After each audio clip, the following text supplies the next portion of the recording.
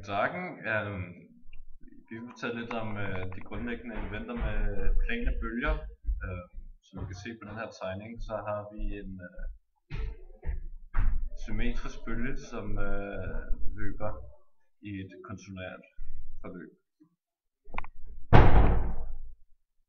Hvorfor siger du ikke noget? Så sig, vi kan se et eller andet med Guten Tag. Vi vil gerne fortælle lidt om plane bølger. På den her tegning kan vi se, at vi har en plan bølge med en symmetrisk form, som kører i et konsonant forløb. Ja, og man kan også se bølgelængden, som går fra bølgetop til bølgetop, samt attituden, som er fra bølgetop til x-aksen. Vi kan også se frekvensen,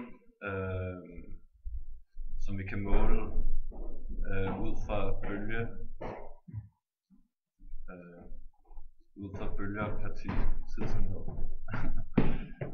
Man kan også forklare lidt om hastigheden, hvor vi kan se, at hastigheden det er en funktion af tiden og frekvensen. Okay, det var det.